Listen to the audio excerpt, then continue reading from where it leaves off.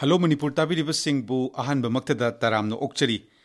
covid ki ekhoigi changchil iba lanjang covid ki lantheng asida hujik malem da lepa leitana masingsi adum hengalai do Manipur da su hujik si miyoi laigidabagi yauraga masigi haibadi laiset asi leptana dumak chandorakli aduna hujik ekhoi khuding makta mathau tariba si covid si ngakthokna ba lairiba chatna kanglon sing chin naton marks uptana khumjinba kucha toina hamba ekhoi masel phuttaruk lapna na leiba siga loina na khangai singna doctor na kanna haibiri basi laying na ba hidak vaccine nama keithel da phangdriba phawbadi hakchangi ngakthok chanabagi sakti immune system si kankhat han banatana atai upai leite atai lambi leitri na takpi bani aduna ekhoi pumnamak na da yektana leiba haibasida ekhoi hujikmaki oina di khwaidagi maru oiba wafam adu thambagi akhang hai chingna takpi aduna ngasi gi thamjariba hello manipur gi hiramsi covid lanthengda yoga na piba kanaba haibasini hiramsi gi matangda hojik ekhoi gi telephone gi kothangda thoromashida lengsindana leibiriba semtang sak taksege Yoga Physics Institute and Studies Manipur gi Grandmaster oina lebiriba aduga International Yoga Physics Federation gi na President aduga hujik sinfam oina Physical Education Promotion Officer Yoga Directorate of Education S da lebiriba Dr. Loya Lakpa Wahengbam Anantani ozana chillaba matam kaithok pidana ekhoi gi thorum sidisda miyam da yoga gi kanabagi matang da takpinabagi damak lengsin basi ekhoi gi di laibu fabani ozabu yamna thagachari hojik miyamna studio gi telephone all india radio gi 24500998 se hangdana thamjarabani masidais da dial tawbiraklaga thamjariba covid lanthengda yoga na piba kanaba sing kari no haibasi gi matangda hangbirakpa yaragani hogdokchaba oina hojik line da lebiriba ozada aikoi gi yoga na piba masi akoi yamna onthokna pak chawgre hai hakchangda aduga pukning wakhalda adu pungsup supsilaga piriba kanaba singsi karino haibo wafum sidagi amtang hogdokpinaba ningsingjari hello oza line da lebiri ko hello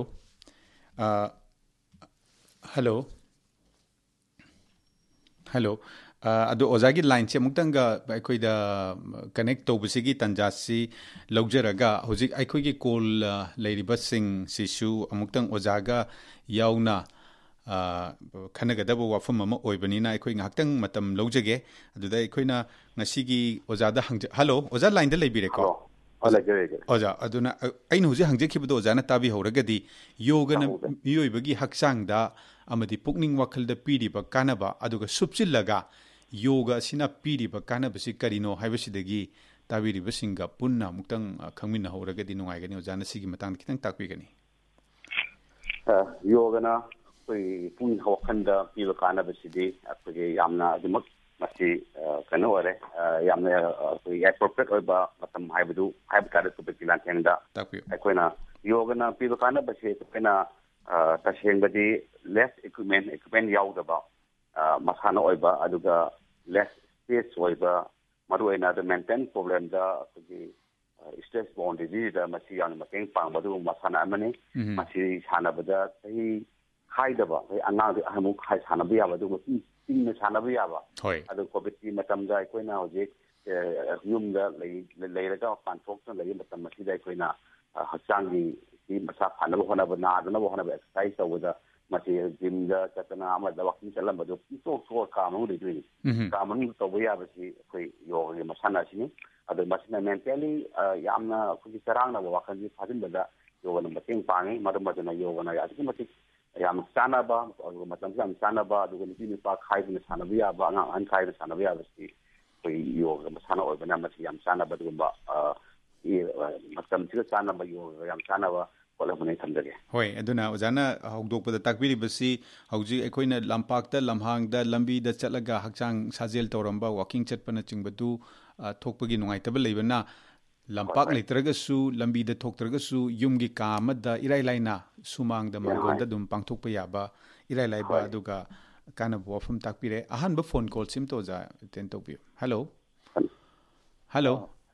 good morning sir good morning takpio maksada inaw bania san ngi makhala kai achan bi kai ai khunjani ni sa digi expert khunjani ni ꯑꯩꯈꯣꯏꯒꯤ ꯌꯣꯒꯁꯤ ꯐꯖꯅ ꯍꯥꯟꯅ ꯇꯧꯕ ꯍꯩꯕꯁꯤꯡꯒꯤꯗꯤ ꯍꯧꯖꯤꯛ ꯐꯥꯎꯗ corona ꯚꯥꯏꯔꯁꯁꯦ ꯑꯆꯪꯕ positive ꯑꯣꯏꯕ ꯑꯝꯇ ꯌꯥꯎꯗ꯭ꯔꯤꯕ꯭ꯔꯥ ꯁꯤꯃ ꯑꯗꯒꯤ ꯌꯣꯒꯥꯁꯤꯗ ꯑꯩꯈꯣꯏꯒꯤ ꯊꯥꯡ ꯇꯥꯗ ꯆꯥꯕ ꯌꯥꯕ ꯌꯥꯗꯕ ꯃꯔꯤ ꯆꯠꯄ ꯈꯣꯠꯄ ꯑꯗꯨ ꯑꯗꯥ ꯌꯥꯝ ꯂꯩ ꯁꯨꯃꯥꯏꯅ ꯇꯧꯅ ꯅꯤꯌꯣꯝ ꯅꯤꯇꯤ ꯈꯤꯇꯪ ꯇꯥꯛꯄꯤꯔꯕ ꯌꯣꯒꯥꯒꯤ ꯐꯅꯤ ꯑꯍꯥꯟꯕꯒꯤ ꯋꯥꯐꯝꯁꯤꯅ ꯌꯣꯒ ꯁꯥꯟꯅꯔꯤꯕ ꯃꯤꯑꯣꯏꯁꯤꯡꯁꯦ ꯑꯌꯥꯝꯕꯅ ꯍꯛꯆꯥꯡ ꯂꯣꯏꯅ ꯐꯩ ꯑꯗꯨ ꯍꯟꯗꯛꯀꯤ ꯁꯤꯗꯩꯁꯤꯗ ꯌꯣꯒ ꯁꯥꯟꯅꯔꯤꯕꯁꯤꯡꯁꯤꯒꯤ ꯃꯔꯛꯇꯒꯤ ꯂꯥꯏꯕꯛ ꯊꯤꯕ ꯌꯥꯎꯈꯤꯕ꯭ꯔꯥ ꯍꯥꯏꯕꯁꯤꯒꯤ ꯋꯥꯐꯝꯅꯤ ꯑꯗꯨꯒ ꯑꯇꯩ ꯆꯥꯕ ꯌꯥꯕ ꯌꯥꯗꯕ ꯋꯥꯐꯝ ꯑꯅꯤꯈꯛ ꯄꯨꯈꯠꯄꯤꯔꯛꯏ ꯏꯅꯥꯎꯕ ꯑꯁꯥꯟꯕꯤ ꯀꯩꯗꯒꯤ ꯏꯅꯥꯎꯕꯗ ꯑꯩꯅ ꯈꯨꯝꯖꯅꯤꯡꯕꯁꯤ ꯑꯩꯈꯣꯏꯒꯤ ꯌꯣꯒ ꯁꯥꯟꯅꯕꯗ ꯑꯩꯈꯣꯏꯅ ꯄꯨꯛꯅꯤꯡ ꯍꯛꯆꯥꯡ ꯑꯅꯤꯁꯤ ꯌꯥꯝ ꯏꯪꯅ ꯅꯣꯔꯃꯦꯜ ꯑꯣꯏꯕ ꯂꯦꯃꯦꯟ ꯑꯃꯒ ꯈꯦꯠꯅꯅ ꯑꯗꯨꯝ ꯎꯕ ꯐꯪꯒꯅꯤ ꯑꯗꯨꯝ ꯐꯒꯅꯤ ꯑꯗꯨꯒ ꯌꯣꯒꯗ ꯆꯥꯕ ꯌꯥꯗꯕ ꯍꯥꯏꯕꯁꯤ ꯑꯩꯈꯣꯏꯅ ꯍꯥꯏꯇꯥꯔꯒꯗꯤ ꯃꯁꯤ ꯆꯥꯕꯗ ꯑꯩꯈꯣꯏꯅ ꯚꯦꯖ ꯑꯗꯨꯒ ꯅꯟ ꯚꯦꯖ ꯑꯅꯤ ꯊꯣꯛꯏ ꯑꯗꯨ ꯌꯣꯒꯅ ꯄ꯭ꯔꯤꯐꯔ ꯇꯧꯕꯁꯤ ꯍꯣꯜꯁꯝ ꯚꯤꯖꯤꯇꯦꯕꯜ ꯗꯥꯏꯠꯅꯤ ꯐ꯭ꯔꯨꯏꯠꯁꯤꯡ ꯚꯤꯖꯤꯇꯦꯕꯜꯁꯤꯡ ꯑꯩꯈꯣꯏ ꯁꯥ ꯉꯥꯗ ꯄ꯭ꯔꯤꯐꯔ ꯇꯧꯗꯦ ꯃꯔꯝ ꯑꯗꯨꯅ ꯑꯏꯪꯕ ꯈꯨꯗꯝ ꯑꯣꯏꯅ ꯍꯥꯏꯔꯕꯗ ꯑꯩꯈꯣꯏꯅ ꯆꯤꯟꯖꯥꯛꯀꯤ ꯃꯇꯥꯡꯗ ꯑꯩꯈꯣꯏꯅ ꯃꯤꯑꯣꯏꯕ ꯀꯥꯡꯕꯨꯁꯤꯗꯤ ꯇꯁꯦꯡꯅ ꯑꯩꯈꯣꯏꯅ ꯉꯝꯃꯦꯅ ꯆꯥꯁꯤꯟꯕꯒꯤ ꯋꯥꯅꯤ ꯁꯥꯁꯤꯡꯁꯦ ꯑꯩꯈꯣꯏꯒꯤ ꯌꯥꯁꯦ ꯑꯩꯈꯣꯏ ꯃꯤꯑꯣꯏꯕꯒꯤ ꯌꯥꯁꯤ ꯑꯩꯈꯣꯏꯅ ꯀꯦꯅꯤꯕꯦꯜꯁ ꯑꯃꯁꯨꯡ ꯅꯟ ꯀꯦꯅꯤꯕꯦꯜꯁ ꯀꯥꯡꯕꯨꯁꯤꯡꯗ ꯌꯦꯡꯀꯥꯟꯗ ꯑꯩꯈꯣꯏꯁꯤ ꯁꯥ ꯉꯥ ꯆꯥꯗꯕ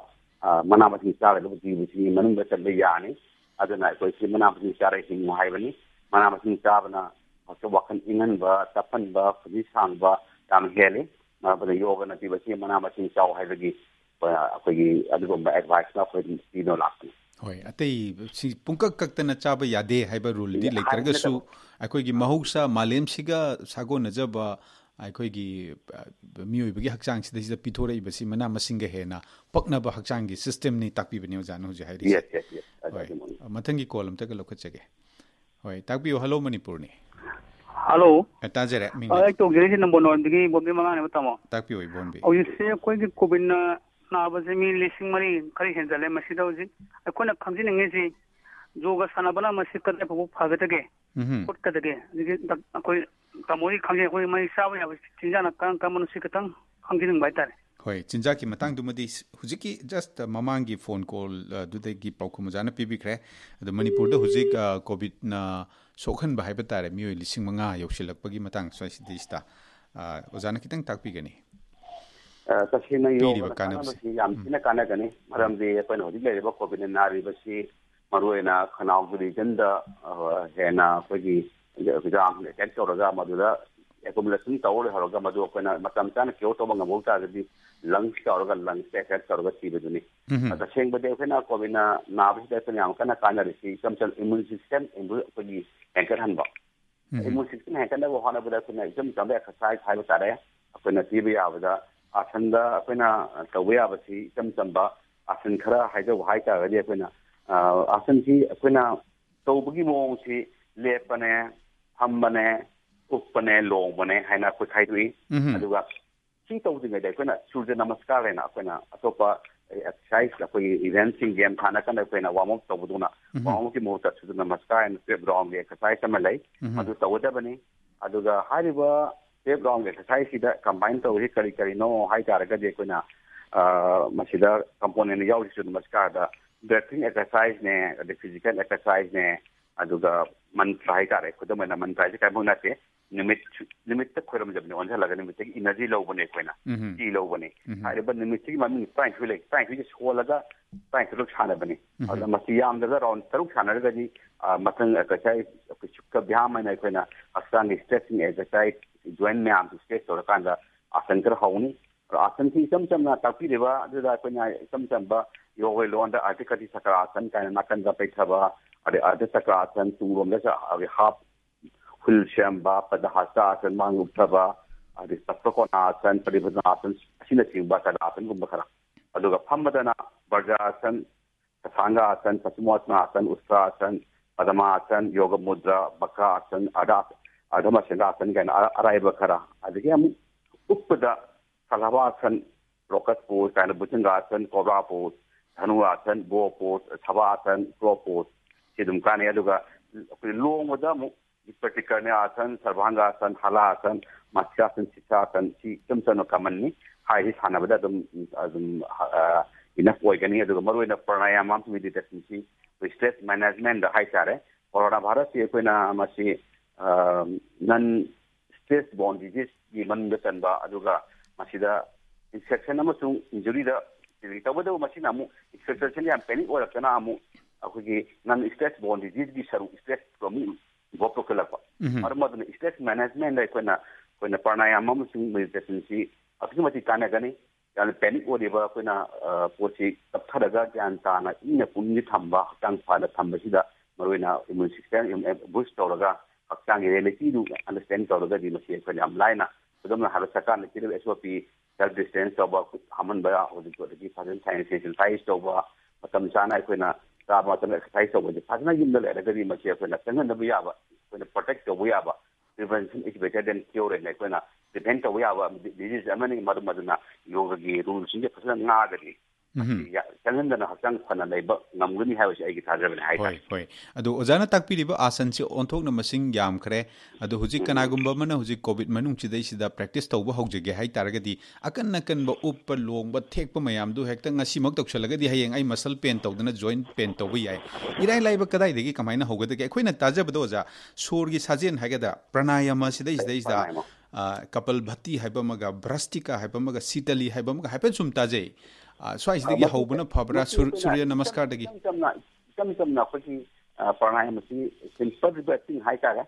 simple breathing si kai no haira ka nai koina long me na koina slow ho bache hoi pranayama is na slow down the process of breathing exercise hoi koina slow quality tap than ba masina kari mai ne na ge wo koina jan ta piro pranayama si da ka odi si pranayama si ga ni bagi wakhan si ga adi mati coordinate oi aduna isamtamna sor ki tani tana akogi thoracic region haktangi lungs region sida so sang ho musina lungs capacity si akogi sai kapalabati si ko kisaruni aduga ahambada masi isamtamna simple breathing mami bande bida en high da low stress oina yam sang tingan ba yam san hon to batani tana sai digi hobana dum phare sidagi da hawe hoi ari ani subada akogi haktangi thoracic region makha yauna kapalabati takpirido kapalabati si akoina masi maruina kokki solution ko page exercise ni masi adu tawdo masi organ mayama makagi abdomen makhala organ mayama pancreas heart lungs mayam si ana makana han bai o masina sor honda khara advance stage hai ta hoi advance masi ratio si le 1:2 1:3 kan tena muda amura kamdo ni ani de kamdo ni ya hai kamdo na ahumla kamdo ni stop ki kan le adu akhoi gumba hauda ngai ri bagi di sor si sang na hondok pa sor sang na muk chingchan ba samna haibada oxygen ga carbon dioxide ke gi muk chingchan ba muk thadok exchange masidagi hoba yare oja jan tak piri hoba yare aduga masi ani subida koi stancing hai tare tam samba kano ma khagi san ama toba akoina isam mai yes ki matung ne any pump se ba man ni jabe shodu han kilo yare hoi sina hakyan se brain si kamai ta ge Coke से खल वखन से वान तौले stop तौलगा full stop पोल concentration तौर मी पामजब निंगजबदुद concentrate तौरगा वखल से चोइथोहंदबा चोइथोहंदना minute अमा पुंखाय मा मंगा तरा तौबदा अदुमदि कानबा फंगनु होय अदुना ओजाना ताकपिरि जाम चुमी हाइबदि मसिदै सिदा धर्मगा मरि लैनबा अदुगी पर्टिकुलर धर्म अमत लेते मसिमकनसु यूनाइटेड नेशंस ना 2014 दा जनरल असेंबली ने एडॉप्ट तौरगा मालेम पुंबदा जुनगी कुनगा माथोइसी 2015 दगी हौरगा ngasi फावबा अखोगी योगा की नुमित हाइदना थमैसिनी अदुना मसि धर्मगी अमगी याउदबा पोसक अमखक ओइना यूनाइटेड नेशंस ना खंगबिरगा मसि ऑब्जर्व तौबनेना कोइनसु लौजे मथंगी कॉल अमत लखुचगे ताकपियो हेलो ताजरे मिंग लेफम हाइबियो फोन तौजबे यागि खांगबुक सोरवांग पार्ट 1 दगी लाइसम हेमंदा अहै ताकपियो नसिगी थंबिदिबा टॉपिक से एक्सपर्ट साइडिक एक्सपर्ट ना दुम हाइबिब द ताजरिबो अखोगी कोविड-19 की लांथिंगबो तंजा सिदा अखोगी हक्चांग कंखल हंदे यादे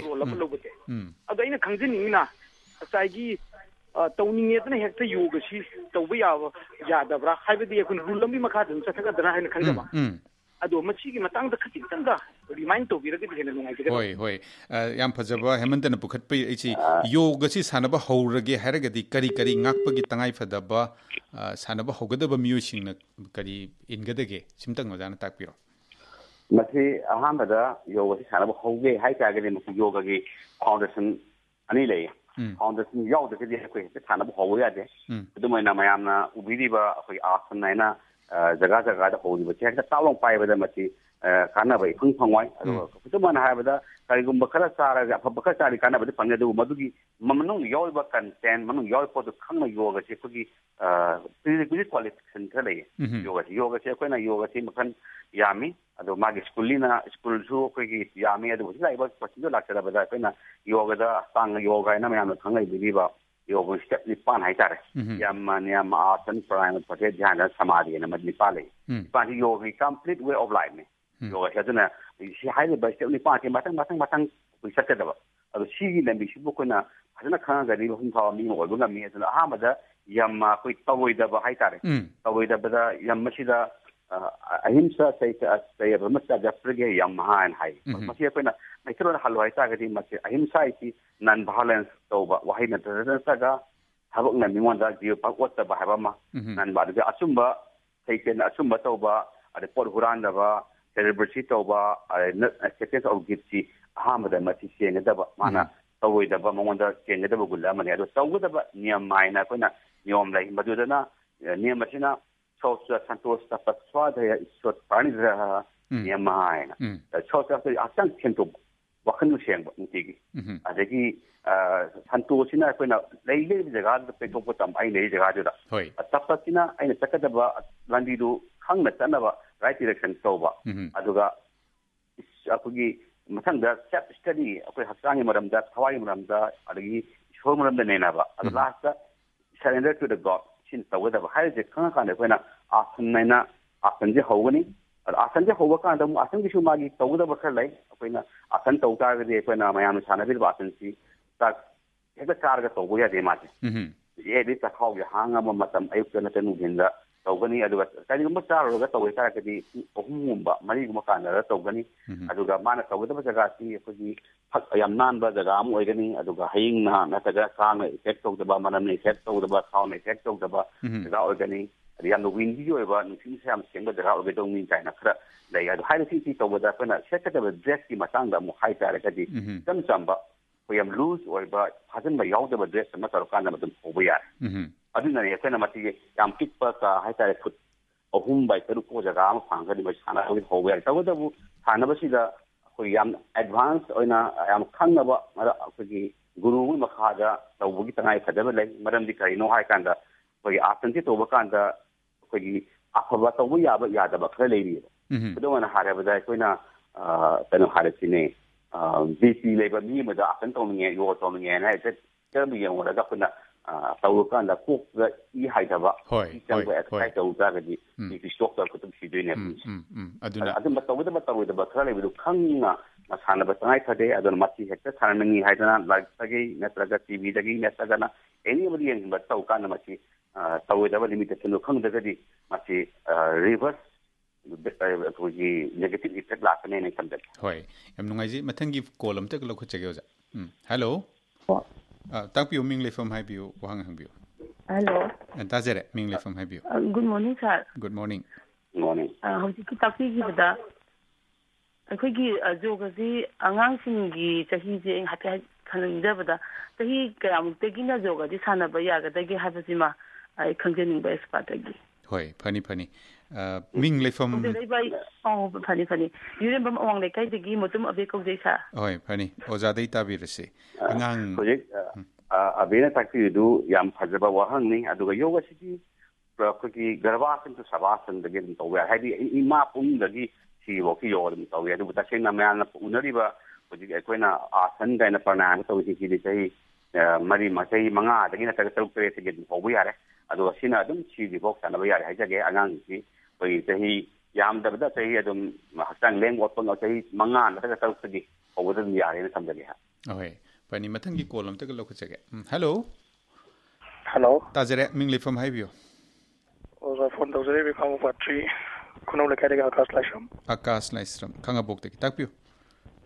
sa ko gi yum de leiba angang sing sina sana ga da yoga masana se ki matang ko gi keno sen leiba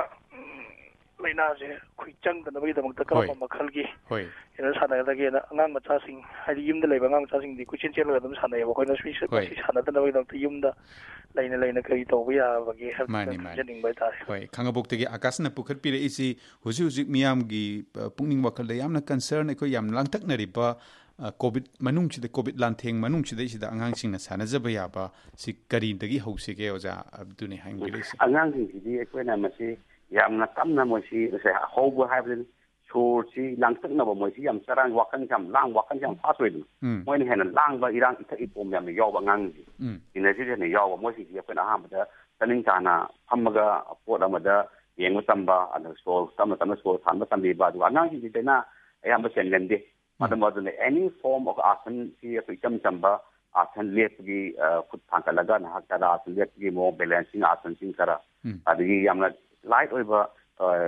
नाकन में चप्थबा अदगी तुंगा चप्थबा आसन हाय के सेन हायदगी वदा ममिंगोना हायबदा साइंस हायबई वानी अजे करी सकराय जे खुद नाम थांकलगा नाकन नाम थागलुगुमनी ओंग चकप्रगुम्बा हक्तांगी पासिंग सी स्ट्रेचिंग तवा एक्सरसाइजिंग अद मरुइना सुज नमस्कार की अराउंड तरागा निथोइना माइंड तौबनी अदगा मसी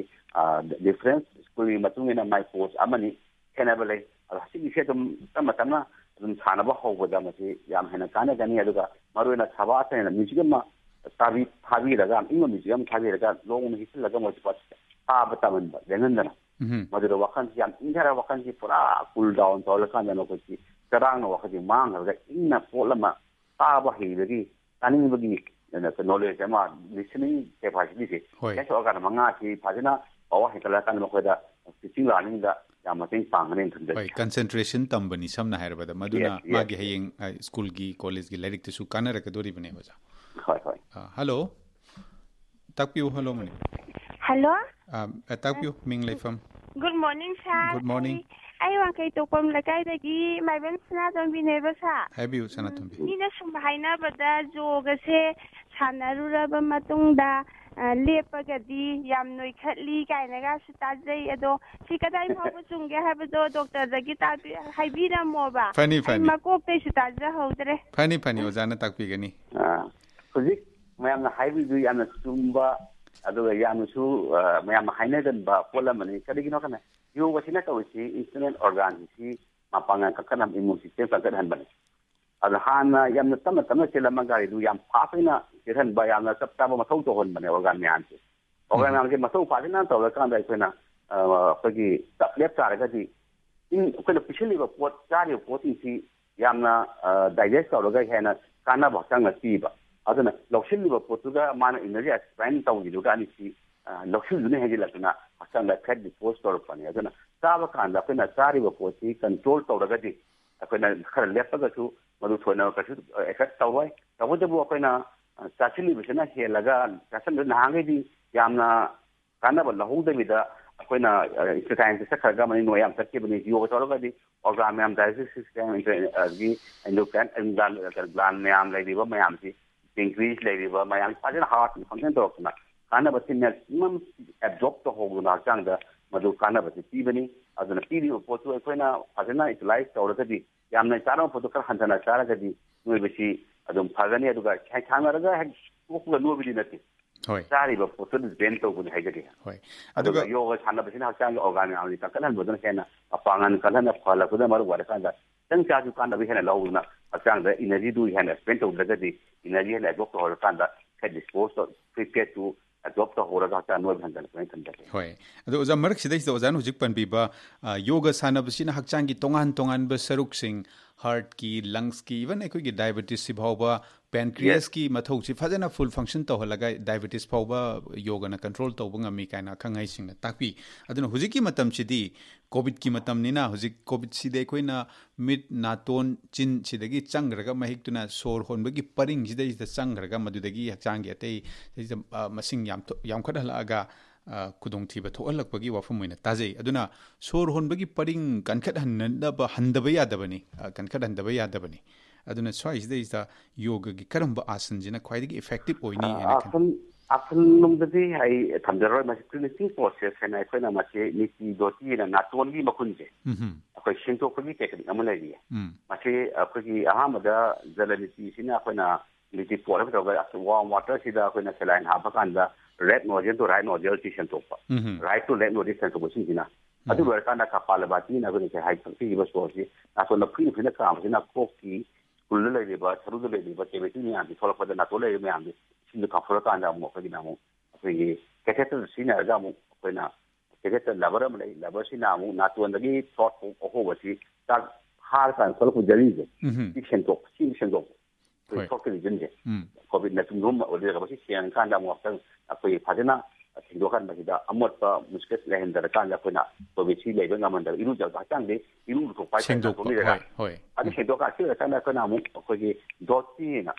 ꯑꯩꯈꯣꯏꯅ ꯖꯂ ꯗꯣꯇꯤꯅ ꯆꯥꯛꯈꯥꯎꯗ ꯏꯁꯤꯡꯁꯤ ꯐꯖꯅ ꯑꯩꯈꯣꯏꯒꯤ ꯂꯦꯃꯣꯟꯒ ꯑꯗꯨꯒ ꯀꯩꯅꯣꯒ ꯐꯖꯅ ꯊꯨꯝ ꯍꯥꯞꯄ ꯏꯁꯤꯡꯁꯤ ꯋꯥꯔꯝ ꯋꯥꯇꯔ ꯐꯨꯠꯆꯤꯜꯂꯀꯥꯟꯗ ꯑꯃꯨꯛ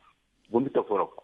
ꯑꯗꯨꯅ ꯍꯛꯆꯥꯡ ꯈꯅꯥꯎꯒꯤ ꯑꯩꯈꯣꯏꯒꯤ ꯐꯤꯕꯝꯁꯤꯗꯤ ꯑꯩꯈꯣꯏꯒꯤ ꯁ꯭ꯇꯣꯃꯥꯛꯇꯒꯤꯅ ꯁꯤꯒꯤ ꯂꯩꯔꯤꯕ ꯆꯥꯛꯈꯥꯎꯒꯤ ꯆꯦꯛꯁꯤ ꯑꯩꯈꯣꯏꯒꯤ ꯑꯣꯊꯣꯐꯦꯒꯁꯇꯒꯤ ꯂꯥꯛꯑꯒ ꯃꯥꯁꯤ ꯐꯖꯅ ꯆꯦꯛꯊꯣꯛꯄꯁꯤ ꯃꯔꯨ ꯑꯣꯏꯔꯀꯥꯟꯗ ꯑꯩꯈꯣꯏꯅ ꯍꯛꯆꯥꯡꯁꯤ ꯀ꯭ꯂꯤꯟ ꯑꯣꯏꯍꯜꯂꯒ ꯍꯥꯏꯗꯤ ꯃꯣꯠꯍꯟꯗꯅ ꯐꯖꯅ ꯍꯥꯏꯖꯤꯟ ꯑꯣꯏꯅ ꯊꯝꯃꯀꯥꯟꯗꯗꯤ ꯃꯁꯤ ꯑꯩꯈꯣꯏꯅ ꯀꯣꯚꯤꯗꯅ ꯆꯪꯕꯗ ꯈꯔ ꯋꯥꯒꯅꯤ ꯑꯗꯨꯒ ꯑꯅꯤꯁꯨꯕꯗ ꯑꯩꯈꯣꯏꯅ